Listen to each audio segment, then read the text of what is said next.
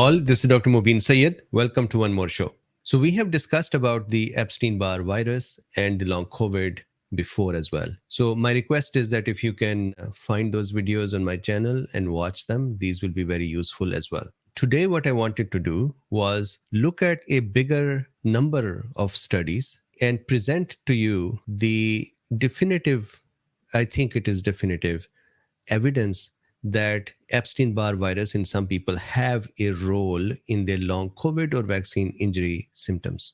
Secondly, I wanted to present to you various therapeutic possibilities that various studies have presented.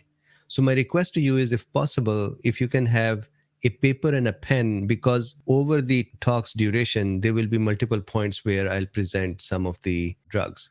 So maybe I can take the notes afterwards and present them to you, but if you can write them down as well, that will be great too. So let's start. Have your paper and pens ready, and I think it's going to be an interesting and important talk. Let me first go over some of the references, especially this one reference, and make some points here. So this is Stress-Induced Epstein Barr Virus Reactivation, 2021, September. So in here, this study is not about long COVID, but what they're talking about is how stress of various kinds, including emotional stress, can reactivate Epstein Barr virus. And I want to actually, so this is a great paper, probably beyond the scope of half an hour's discussion. We can do a separate discussion, but there are some points I wanted to bring to you. So when Epstein Barr virus is present in our body, remember the primary infection is when we kiss each other during the early age or whenever the first time. And if the other one has EBV, then we can catch that as well. And sometimes the primary infection is a mononucleosis. Then the Epstein-Barr virus in 90% of us worldwide is present, and it is sitting in B cells, immune cells, B cells. And not the whole virus, but the genetic material of the virus is sitting in there and is just at a very low basal level, keep some genes open and working, and then it can become reactivated and start making Epstein-Barr viruses, which would then cause an active infection. In some individuals, it can become chronic as well, where it just keeps making more viruses, and it does that in more quicker windows of times every few months, and that causes a debilitating outcome. It never reactivates, or when it does reactivate, that is when we have a stressor on our body, emotional or infection or other immune-related stressors. So there are types of latencies. Latencies simply mean the Epstein-Barr virus sitting in us and just being there. Here is something I wanted to share. The first point, as the Epstein-Barr virus sits in a B cell, it can immortalize the B cell, meaning it can tell the B cell not to die away. Just like, remember Dr. Bruce Patterson's discussion of the monocyte with the S1, which become immortalized and just keep staying active and keep making inflammatory mediators and cause inflammation. Similarly, Epstein-Barr virus can also cause B cells to become immortal and continue to live for long, hosting the virus in them. The question that how does a B cell become immortal under the influence of Epstein-Barr virus is very interesting. So here is the answer to that one. The Epstein-Barr virus has been shown to stimulate reactive oxygen species production in cells. So I hope that you have your paper and pen ready with you. This is the first area of interest in terms of therapeutics. So what they're saying is that Epstein-Barr virus produces a lot of reactive oxygen species. Those reactive oxygen species in turn cause various genes in the immune cell to open up, which cause the immune cell to start functioning. And I have mentioned this before as well, that when an immune system cell is working, then the remaining system cells do not bother that. Plus, when a cell is working, that cell turns off its own apoptotic mechanisms or its own death mechanisms. It doesn't die, it becomes active. So Epstein-Barr virus sits down inside and makes reactive oxygen species that cause the cell to become bothered and become active, which causes the cell to become immortal. So of course, it is not as simple as I'm saying. There are particular genes that become modulated, and there are studies that show those mechanisms. What I want to establish here, your first thing to write down, neutralizing reactive oxygen species helps reduce the Epstein-Barr virus load. So, for example, in fact, Chen, Kamranwar, and Masucci showed that the addition of reactive oxygen species scavengers, and I have discussed that in the past as well, that N-acetylcysteine, for example, or glutathiones. Scavengers such as N-acetylcysteine amide and reduced glutathione to infected B cells significantly inhibited their proliferation. So if we have Epstein Barr virus, then the first thing that we must do is to make sure that our reactive oxygen species production is controlled. And a couple of controllers, we know vitamin C does that. We also know NAC does that. We also know reduced glutathione does that. So that is one. Then the authors further found that reactive oxygen species production was necessary for normal expression of LMP1 and ROS scavengers, decreased signal transducers, and activation of transcription phosphorylation. What they're saying here is the mechanism of reactive oxygen species. So if you go back up here in this diagram, these are various various genes of the Epstein-Barr virus. And if you see here, LMP1 is present as well. These genes, when they become activated, they help the Epstein-Barr virus work on the B cell and stay mortal and stay latent. So here, the scavengers that reduce the reactive oxygen species, they work by affecting these genes. So that is the first thing that can go on your notepad, that reactive oxygen species reducers. That will be vitamin C, that will be glutathione, reduced glutathione, that will be NAC. Now, if I continue, it's a long paper and it's a beautifully written paper.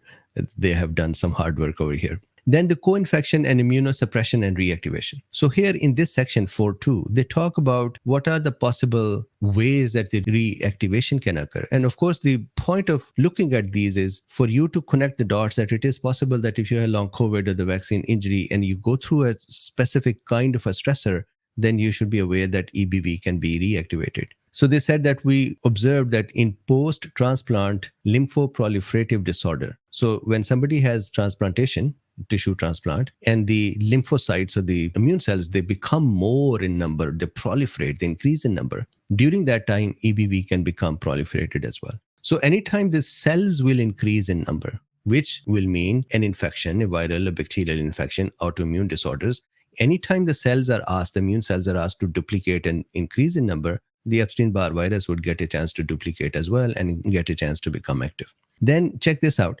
Myalgic-encephalitis, chronic fatigue syndrome, is another disease associated with EBV reactivation. Symptoms include poor concentration, sleep disturbance, tender lymphadenopathy, musculoskeletal pains, etc. So these symptoms of these disease actually are associated with EBV. Now, what we do not know is, can EBV cause these symptoms or do these pathologies activate the EBV? And there is a combination of both. However, we know that individually, Epstein-Barr virus's reactivation can actually cause fatigue and neurological symptoms, just like we see in the long COVID and ME/CFS.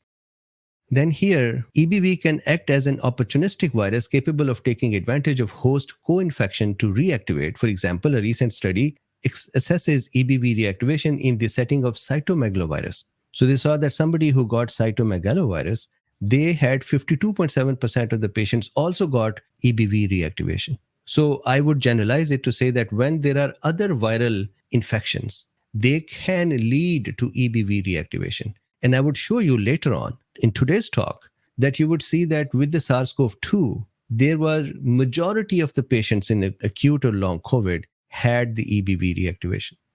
Then the reactivation, for example, was not only seen in acute COVID, so they have a COVID section. A separate study used EBV antibody titers to document EBV reactivation in 20 of 30 patients, and I'll present that study today, still experiencing COVID-related symptoms, including brain fog, fatigue, arthralgias, headache, and other besides at least 30 days for diagnosis. And in this study, I'll present it today, the authors actually suggested that these symptoms may have been something to do with the EBV. And this is why I wanted you to have your notepad, because if you go to a doctor and you say, I have EBV reactivation, most of the time there is actually no standard license approved therapy for EBV. So sometimes they administer steroids, sometimes they have, for example, monoleurin or other possibilities, but there is no direct therapy. And this is why I would request you to pick up these therapies that are over here. So this is one more that the COVID can cause reactivation as well. And the symptoms look very much similar to long COVID. Then other cellular stresses. For example, integrated stress response is a common cellular response to stressors that involve phosphorylating and eukaryotic translation. So there are some kinds of stressors that would cause various enzymes within a cell to become activated and start protecting itself. And those stressors can actually cause EBV reactivation as well. Then radiation can reactivate the EBV. Then psychological stressors. And they have actually gone through the studies over here to discuss them. Stress is closely related to pain. Thus, it is unsurprising that an association has been found between pain and EBV reactivation. Participants in a study assessing the relationship between pain and EBV reactivation found that older adults who reported more pain had increased antibody titers, meaning increased number of viruses present in them. Then gender. There was an increase in EBV shedding in the female subpopulation. And then they continue on. Now, I mentioned reactive oxygen species scavengers. Some more potential therapies that this paper has put together. One is the tenofovir, disoproxil fumarate or TDF, and tenofovir alafenamide, which are metabolized to the acyclic nucleotide analog tenofovir in treating EBV reactivation. So if you have your pen and paper, tenofovir or TDF and TAF. Some of these are actually experimental, so just be aware. For example, this next one is an experimental one. So dipyridamole is another drug that has been evaluated for EBV therapeutics. Then proton pump inhibitors for the acidity in our stomachs. Proton pump inhibitors are best known for their role in treating gastroesophageal reflux disease. Recent literature has suggested that they may have antiviral capabilities as well. So then they talk about the vaccines and what is being done, but this is what I wanted to put in front of you. The link to this paper or manuscript is present in the description of this video. So this is one. So I'm just going to very quickly show you these studies, and then I'm going to present these through my PowerPoint. So long COVID prevalence. The way I want to present this to you is, first I want to present that what is the long COVID prevalence? How many people who get COVID will become long COVID or have an incidence of long COVID? Vaccine injury, as much as it is a reality, unfortunately, there are so few studies to actually talk about the prevalence. So that is an area where I can't say how many people out of how many got the vaccine. So secondly, these studies that I'm going to present to you are for long COVID. Although I believe, so this is my part, I believe that because the pathogenesis, the reason for the pathology is very similar, spike protein and spike protein, although the virus does more things too, that may cause an overlap in the pathogenesis, which would mean that these studies can be applicable to vaccine injury as well. Although these studies do not explicitly do that, I am connecting that dot. So I want to tell you so that you can discard it and say, okay, I don't believe it because Mubin said it and not the study. And that will be fair. So long COVID prevalence. The prevalence and long-term health effects of long COVID among hospitalized and non-hospitalized population is systemic review. So this is a meta-analysis. So what they did was they picked up other studies and saw what was the prevalence of long COVID. What I want to present to you is prevalence of long COVID. Then in the long COVID patients, once we know that out of 100, how many become long COVID, then within the long COVID patients, how many have EBV reactivation, and then what is the therapeutic possibility. So here, 194 studies, totaling 735,006 participants were included. What they found was that fatigue was frequently reported across hospitalized, 28.49, non-hospitalized, 34.8, and mixed, 25. Amongst the hospitalized cohort, abnormal CT pattern X-ray were frequently reported, 45%, alongside ground glass appearance, opacification, 41%, and impaired diffusion capacity of carbon monoxide, 31%. Interpretation. Our work shows that 45, so in this one, 45% of the COVID survivors, regardless of hospitalization status, were experiencing a range of unresolved symptoms at 4 months. So according to this meta-analysis, that is analysis of 194 studies, they think 45% of the patients have long COVID. In the past, I have shown the incidence from various studies. For example, there have been studies from China that showed anywhere about 30% or more. There have been studies from the US that showed, for example, the Veterans Affairs Hospital that showed 7% or so. Then there have been studies that showed long COVID and prior vaccination, and then the breakthrough from the vaccination infection, and then the long COVID. So there are all kinds of studies out there with their prevalences or incidence measurement, my approach is that I consider anywhere from 20 to 30% of the individuals become long COVID. This is another study for the long COVID prevalence. This is 2021 June investigation of long COVID prevalence and its relationship to Epstein Barr virus reactivation. So in this study, it has been reported that about 30% of the coronavirus disease patient experience long COVID. So they have taken 30% number. I just mentioned it, that there is a range.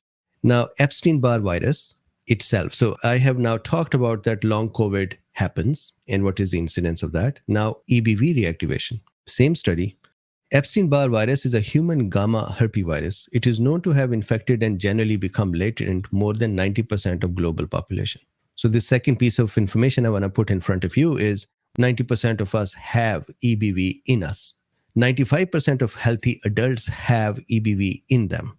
EBV sometimes causes chronic infections or serially reactivated infections in which it can efficiently infect both epithelial cells and B cells. EBV can also switch between lytic and latent phases. And this is the part which I said earlier. My purpose of this talk is to present to you what are the possibilities, how many people can be EBV, and then what are the labs and what are the possible therapeutics.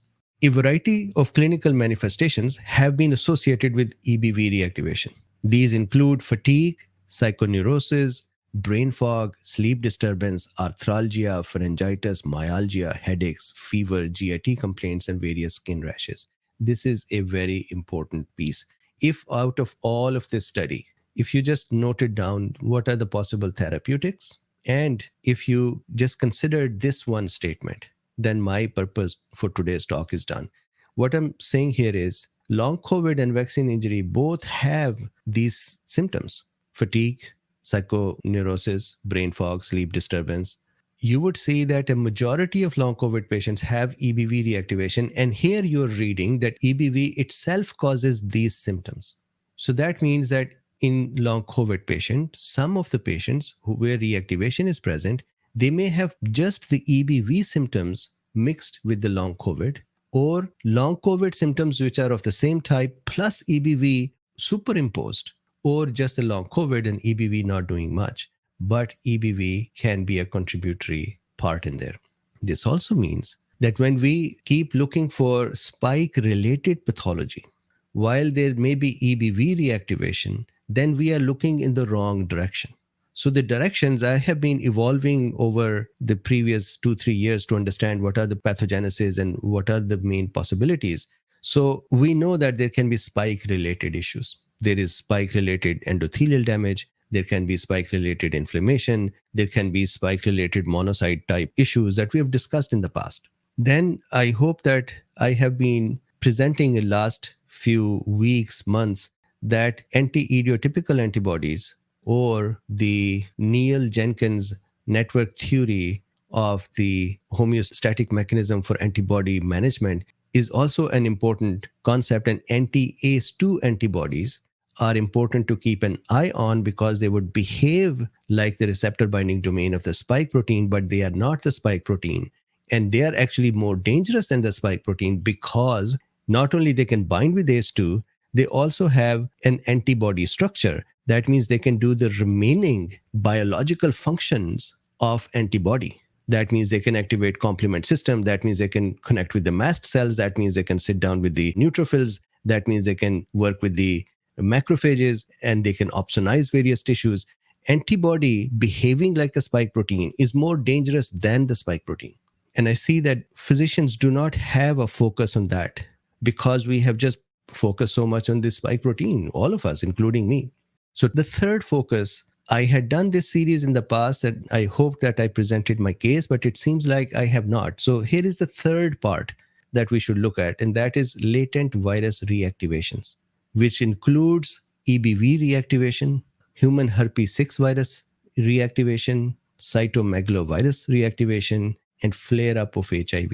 And Epstein Barr virus reactivation is very similar in its symptoms to long COVID. So I hope is an important one that is in front of us. A variety of clinical manifestations have been associated with EBV reactivation. These include fatigue, which is a hallmark of the long COVID. I presented it to you, the biggest, most prevalent symptom. Psychoneurosis, brain fog, sleep disturbance, arthralgia, joint pains, pharyngitis, the inflammation in the throat, myalgia, muscle pains, headaches, fever, GIT complaints, and skin rashes. They are EBV as well. Okay, so I'm going to move from here now. EBV reactivation is most commonly identified in clinical practices using serological testing. So these are the antigens. Over here, what they're saying is that EBV reactivation has certain serology through which we can find it out.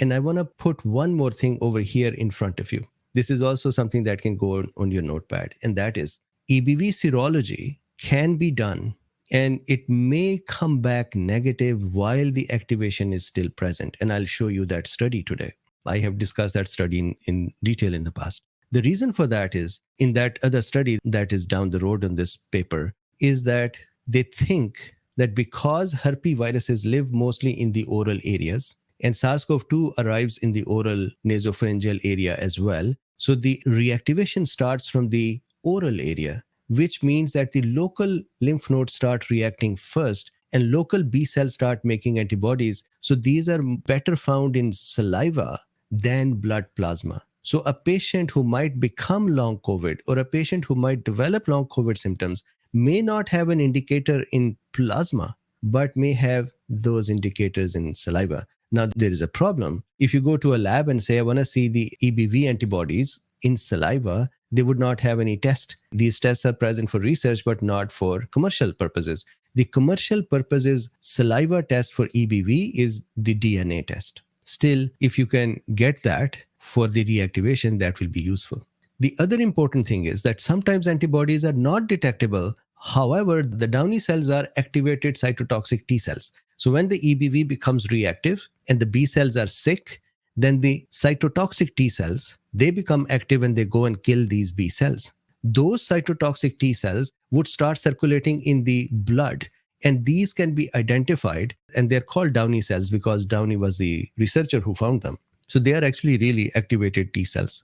I was talking with Dr. Keith Berkowitz today, and he said that, Mubin, do you know that nowadays I also get T cell profile for the patients because I see that many cytotoxic T cell become activated? So that was very interesting. I did not bait him to talk about this. We were just discussing how is he practicing. He is already looking at the T cell profile. So this may be another profile that if you are suffering with long COVID or vaccine injury, that may be useful to do, in addition to the EBV serology. So that means now 3 types of tests. Serology is a standard test. The monospot test isn't that interesting, heterophile antibodies, but serology can be done. If saliva samples can be done, that is great. Otherwise, saliva DNA is fine as well. And then blood samples with the activated T cells, cytotoxic T cell, is very important as well. Now, here is another piece of information that I want to bring to you.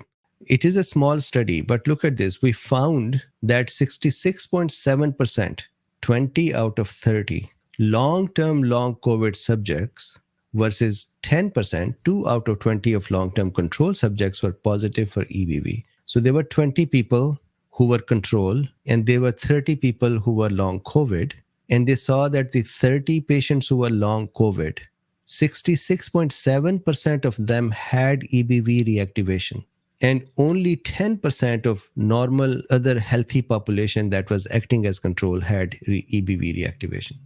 This is a huge thing. 66.7% patients of long COVID may have EBV reactivation.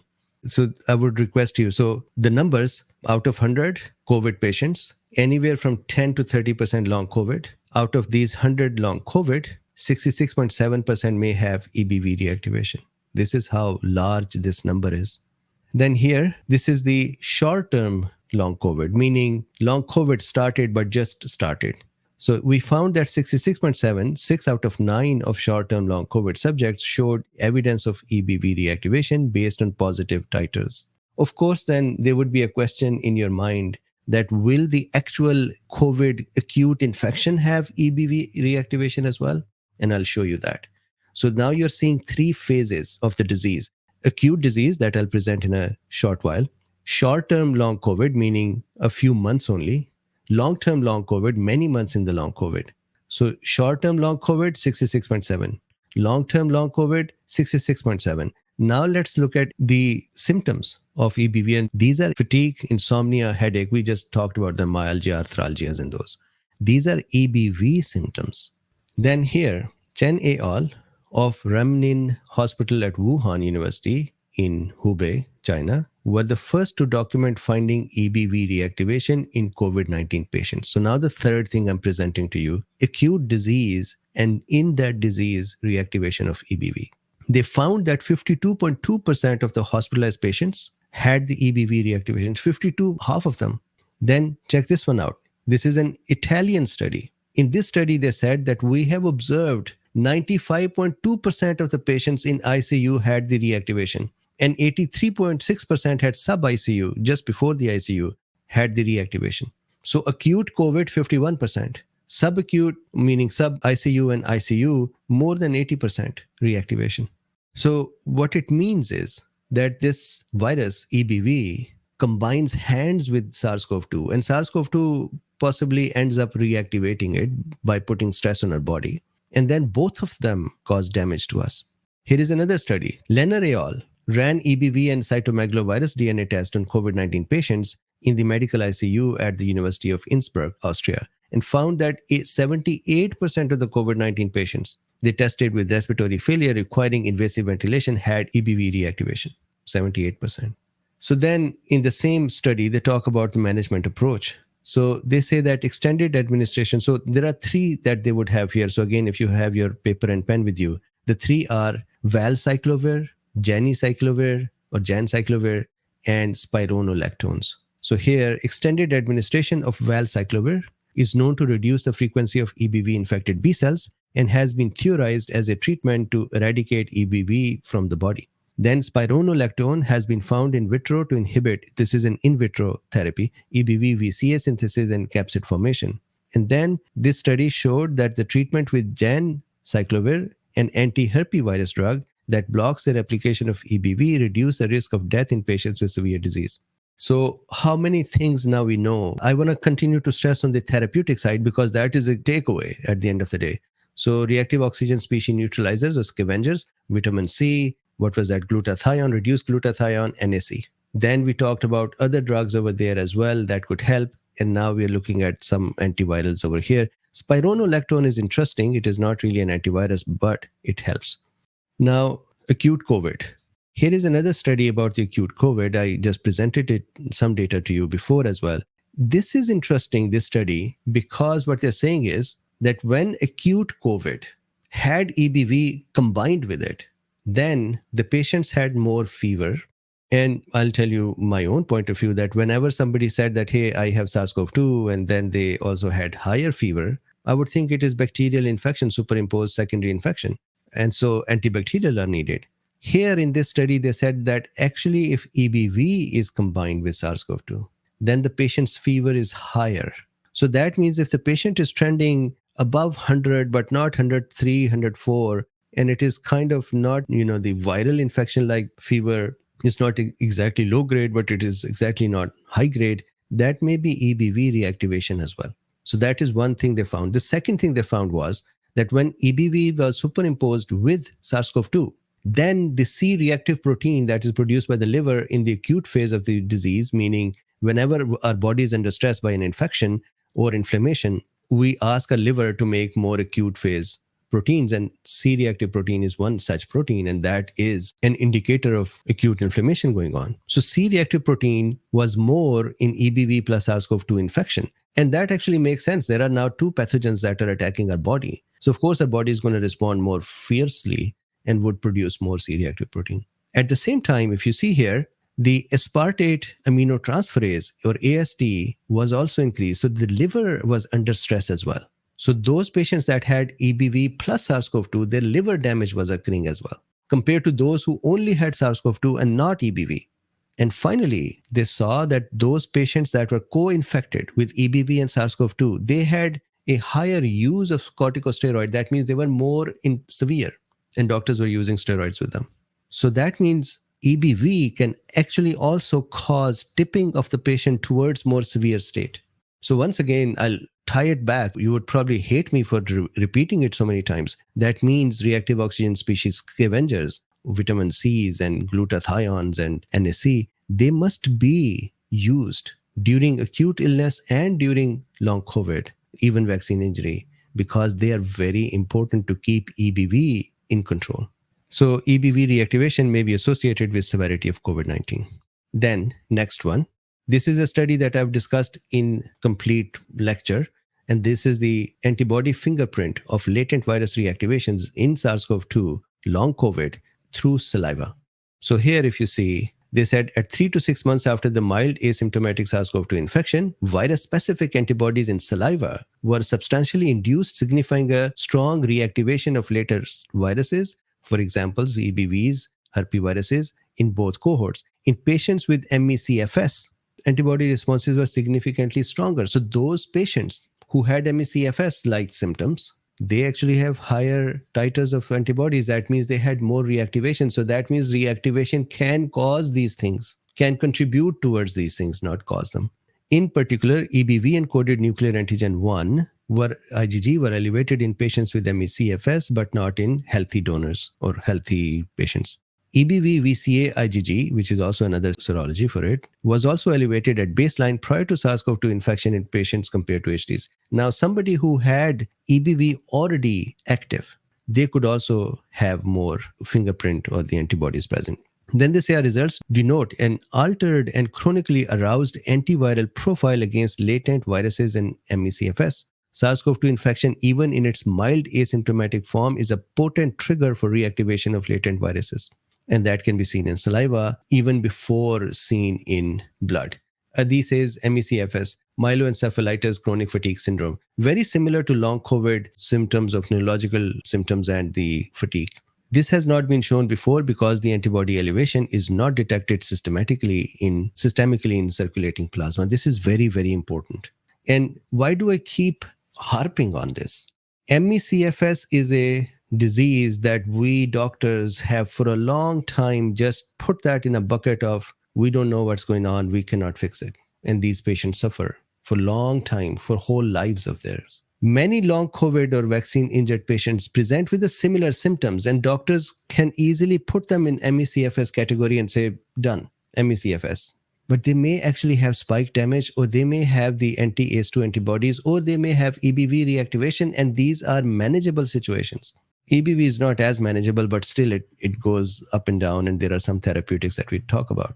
And this is why you actually see that many long COVID patients start improving on their own as well. And that may be because EBV got reactivated and then it became silent. Or that may be that immune system became disturbed and then it became silent. So it's not necessary that every long COVID patient is ME/CFS. This is what I want to present.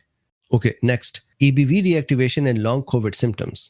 So this is another study. We observed that long COVID symptoms, such as fatigue and neurocognitive dysfunction, at a median of 4 months following initial diagnosis, were independently associated with serological evidence suggesting recent EBV reactivation. This is very important. That fatigue and neurological dysfunction within 4 months of SARS-CoV-2 was strongly associated with EBV reactivation. And then here are the references. These references are in the description as well. So with this, thank you very much for watching. I hope that there are some important things that you can infer from this lecture. Look at these studies, especially the very first paper, and then help yourself, help others. If you're a physician, please keep in mind 3 things: vaccine injury, anti-ACE2 antibodies, and latent virus reactivations. Bye-bye for now.